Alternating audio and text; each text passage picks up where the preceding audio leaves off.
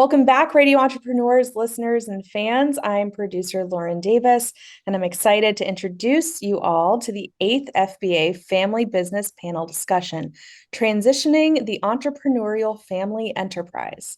In this panel, we will be covering topics including, should the next generation have previous work experience? Should you reassess your work culture? Emotional preparation for business transition, and many more items. This episode is part 1 of 3, and all of these discussions are intended to be highly relevant to family businesses, but also to entrepreneurs of all types. So be sure to follow Radio Entrepreneurs on LinkedIn, YouTube, Facebook, Spotify, or any of the many other platforms we stream on to catch each of our segments as they go live. Before we get into the discussion, allow me to introduce our panelists. Today, we have 2 returning panelists that you should know well. Stephen Wilchins, founding partner at Wilchins, Cosentino, and Novins, and Rich Hirschen, partner at Gray, Gray & Gray. Welcome to you both. Glad you can be back with us today. Thank you. Good to be back. Thanks. Next, I'm excited to introduce both of our guest panelists, Kristen Burke, Chief Corporate Growth Officer of Burke Distributing, and Reed Dickinson, former CEO of Dickinson Direct. Welcome to you both. Thank you for having us. Finally, I would like to introduce the panel's moderator, Radio Entrepreneurs host and CEO of Mage LLC, JDavis. Welcome, Jeffrey. I will now hand the conversation over to you. Thank you, Lauren. I really appreciate it. Welcome, everyone, to the Family Business Association. Very proud to say 15 years in operation, the Family Business Association has been following the mission of educating families so that they can run their businesses and their enterprises more successfully and into another generation. So we will continue to try to do that by providing knowledge and information in the future. I'm going to start off with a general question. Don't feel, you should feel free to answer, not answer, because you can correct anyone as we go. I sort of feel like we're on Let's Make a Deal as I open this thing up. There are many philosophies in my field of consulting. A lot of people come to family business transition with a very structured approach. Some use a little bit more open-ended approach, a little bit more creative. And I'm wondering what everybody's thought is about structured versus unstructured for family business transitions and how you feel about that for next generation. Any thoughts on that? Okay, I can give you my what happened with us. My dad called me into his office and told me, "You're going to be the president of the company now." So I was probably 28 years old, had worked at the company a few years, and he moved me right into his office. And, I stayed there for about a year, went to all the meetings with him, and kind of learned the business from him. But I feel like it's better to have more structure, work in every single department of the company instead of just jumping in, into the fire that way. So I think having a structure is better, more of a structured transition. Okay. Good. Yeah, I would agree. My current process is pretty structured. So I worked outside of the company, came back in, have been working through different departments before landing on this role. Now I work a lot more closely with my father, but for a long time I was all over working, trying to get a holistic perspective. And I think that's really helpful in having a timeline as you do so and milestones to hit as you accomplish each one. I find it really helpful. Reed, if I heard you right, you had said that you were kind of thrown into it without much structure, but you and your father sort of worked together for a year on doing things. So how beneficial was that year-long apprenticeship, if you will? I think that was very beneficial. I think what I would have preferred maybe is to, instead of being elevated to the president of the company before I had worked in every single department. I had done that. I mean, I started working at the company when I was 12 years old. Child labor laws, right? So don't tell anyone. But I think it's better if you there's a lot of departments at the company. I think it's better if you can kind of move through the company, learn almost like you would in grade school and go to middle school and high school and kind of graduate from each department or area of the company first, and then kind of take on the title at that point. When you first start, when you're younger, it's really just menial tasks or just to, be with your parent, go into the business, etc. But as you go through maybe college, you graduate college, it becomes a little more serious. And the question really would be, does it make sense to go somewhere else, work somewhere else before you come back in the business? Or do you feel it's much better to just stay in the business right after college?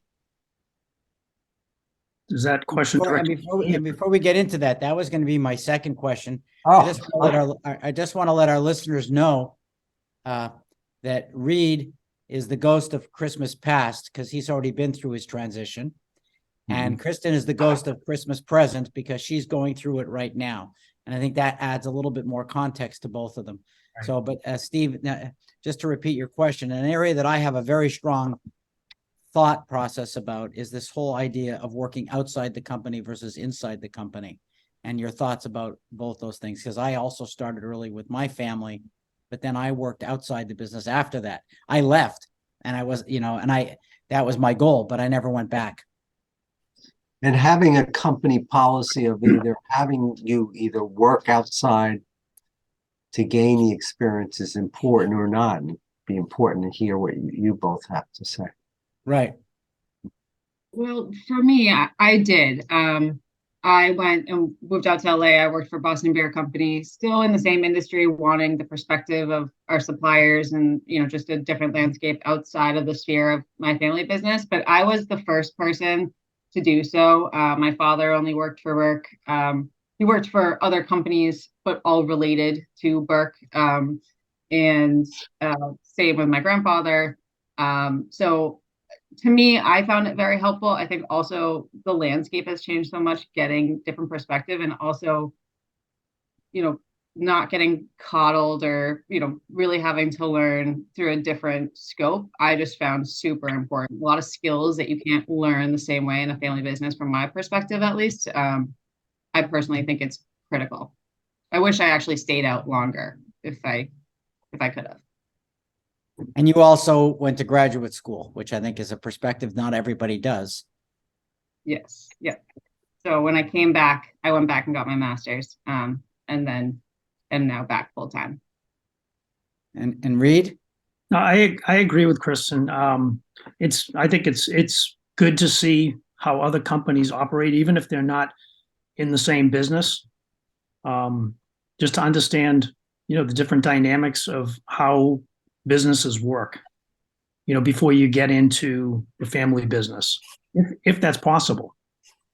Seems to me there should be a requirement that if you organize a plan, that you should have your children move outside the business for a period of time. And the question is, at what point is that helpful? I mean, it's part of the education, part of your education. You're not going to get that kind of hands-on education even in business school. So to work at another company, really get to see it firsthand. Stephen, I think the most important part, though, is the plan that you mentioned on. So really having a structured plan prior to is critical. And at least for myself, I was a bit of the first person to have that structure. But so there was no expectations for how long I was gone. It was more get out, learn from other companies, get experience, learn. To your point, Reed, it doesn't have to be in the same industry anywhere. Just get experience is critical. Yeah. Totally. Rich, do you want to add to this before I bring on the next question? What's No, interesting? I agree with what everyone said. So, I think it's great to get experience somewhere else, not only in just learning about business, just seeing how other companies operate, relationships with people at work and so on. I think there's great experience there. So I agree with everyone. And it's not only about experience, though. I'm sorry, Jeff. All right. It's not only about experience, but it's curtailing the entitlement factor of understanding the reality that, that's a really good hey, point. wait a second, I'm not, my parent isn't going to bring me to the CEO's office tomorrow, and I'm starting from the bottom. And that really, is a reality check with people in understanding that business is many phases and perspectives. And when I go back to my family business, I should understand that. I'm just entitled just because I was born that way. That's only one. That doesn't entitle me to be the CEO.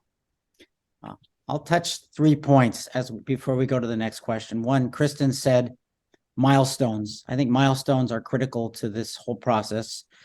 Steve, I'm going to flip-flop what you said, and I'll talk about humility. And I know that when I worked for my father was one thing. When I worked for a Fortune 100 company and I was given ultimatums about my work, it created a certain level of balance of how I saw myself versus the work, which my father did not give me. And I think it's important that people learn that.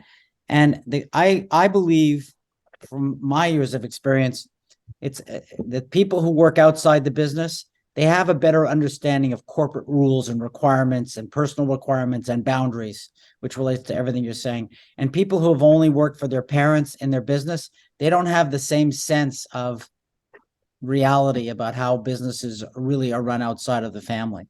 So I think we've covered all of that, and I appreciate that. You both are in different parts of the process of transition. One's done, one's in the process of transition.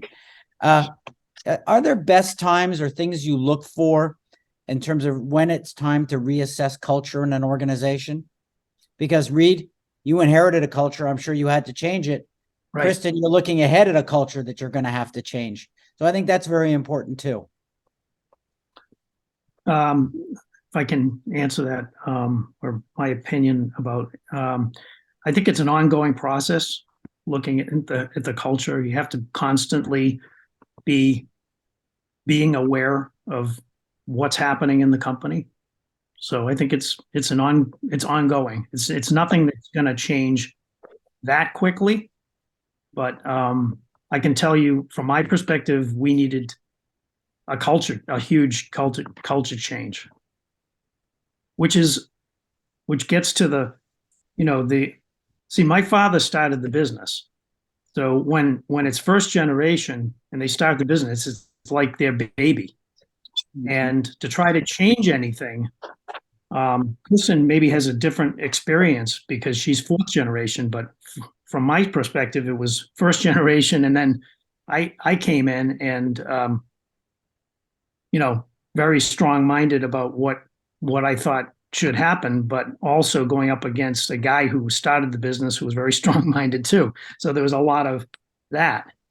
But I think evaluating the culture on an ongoing basis is really important. Why did the culture need to be changed, Reed, when you were there clashing with your dad? I mean, the culture was very, people were kind of told what to do. It wasn't an open environment. It was an element of fear. It was old. It was very old school. It was, you come to work, you check in at a certain time, you do your work. You don't come up with ideas. You're not here to be creative. You're here just to do a job. It was a very 50s, 60s, 70s mentality. Or also, I assume your father grew up in the Depression. Yes, he did. And the end of the Second World War, which is typical of that period of time. And he was a veteran in the Second World War. Yeah, it's a different way of looking at the world. Absolutely, and I don't take anything away from him. I mean, great guy and everything, but things needed to change. And when you're up against a parent that doesn't want to make those changes, wants the son to be in charge, but not really in charge. And you're a baby boomer, correct? Yes. Well, and the baby boomers have their own issues with people like Kristen's generation that are more millennial. Exactly. Yeah. I feel like right now, going through a similar issue that I think COVID really illuminated, and now with some of the labor issues.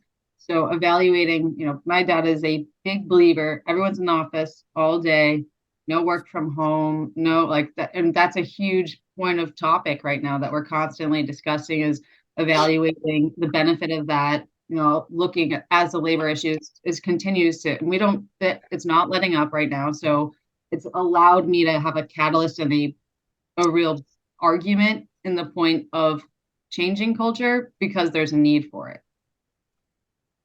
I mean, I think that's really the answer to the question. When is the right time to do it? When you feel there's a need. And when a new leader comes in, he or she may, see that need differently than the previous leader. I always try to say to leaders I'm working with in a family that when you make changes, when people don't expect them, you're looked at as a irresponsible knee-jerk leader. When you do something when everybody else is starting to see what's going on, you're looked at as a leader that's being responsible to the culture. So I think good leaders understand when it's time to make their move, where it works for them politically. And I think that's really the key also.